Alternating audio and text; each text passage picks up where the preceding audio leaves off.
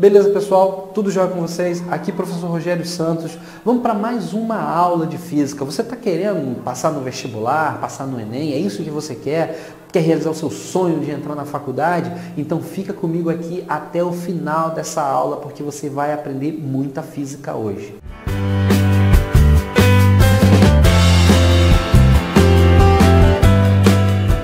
Muito bem, pessoal. Se você ainda não se inscreveu no canal, aproveita aí, se inscreva no canal, marque o sininho para você receber a notificação de todas as próximas videoaulas, tá joia? Vamos para mais essa aula aqui. Nessa aula eu vou falar com vocês sobre a segunda lei de Newton, ou o princípio fundamental da dinâmica. Pessoal, olha só, relembrando rapidamente, a primeira lei de Newton, a inércia, trata da situação o que acontece com um objeto quando não tem forças atuando sobre ele. A gente viu que ou ele vai ficar em repouso ou ele vai manter um movimento retilíneo e uniforme. Pois bem, mas e se nós tivermos forças atuando sobre o objeto? Quero dizer o seguinte, se a resultante das forças sobre um objeto não for nula, o que acontece? Bom, ele não pode ficar parado, e também ele não pode manter um movimento retilíneo uniforme, porque isso é o que diz a primeira lei. Portanto, nesse caso, nos resta concluir que, se a resultante das forças que atuam sobre um objeto não for nula, ele vai sofrer uma aceleração. Ou seja, a sua velocidade vai mudar. A velocidade desse objeto vai aumentar ou vai diminuir, ou até mesmo vai mudar de direção. Mas o fato é que, se a força resultante não for nula, o estado em que o objeto se encontra vai acabar mudando. E aí a gente tem o seguinte, de que maneira vai acontecer essa aceleração, com que magnitude, enfim. Pessoal, vamos pensar na seguinte situação, vamos considerar o seguinte exemplo. Imagine você mesmo, que possa aplicar a mesma força, ou seja, a mesma intensidade de força em 3 situações diferentes. Então imagine que na primeira situação você vai empurrar uma bicicleta. Na segunda situação, usando sempre a mesma força, hein? Digamos, essa é a nossa hipótese, você consegue fazer sempre a mesma força. Na segunda situação, você vai empurrar um carro. E na terceira situação, você vai empurrar um caminhão. Pois é, em qual das 3 situações vai ser mais fácil para você fazer com que esse objeto se mova? É mais fácil mover uma bicicleta, um carro ou um caminhão? É claro que você vai dizer que é a bicicleta, né? E o mais difícil de se mover é o caminhão. Agora, por que a gente diz isso? A gente tem a ideia intuitiva de que é mais fácil você mover, ou seja, você pode realizar uma força menor para mover um objeto que seja mais leve, né? Não é isso assim que a gente fala? Menos pesado. Bom, em outras palavras, a gente pode dizer que é mais fácil mover um objeto que menos se oponha a esse movimento, né?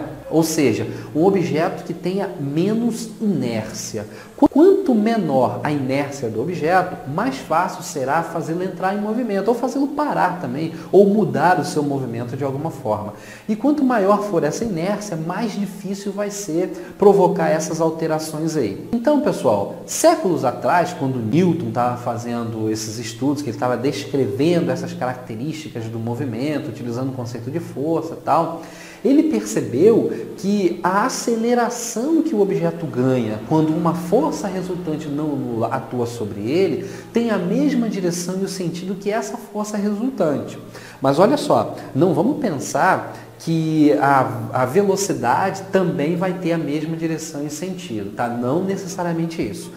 A gente tem que a força resultante tem a mesma direção que a aceleração que o objeto ganha, tá? Agora, não é só isso, né? Pela nossa prática, a gente sabe que não basta saber só desses 2 parâmetros para a gente conseguir descrever o movimento de um objeto. Tem aí a inércia também. Agora, a gente pode associar essa inércia à massa do objeto. Daí a gente vai conseguir uma relação em que a gente encontre a força resultante e a aceleração, intermediada aí por uma outra grandeza física que a gente vai chamar de massa do objeto.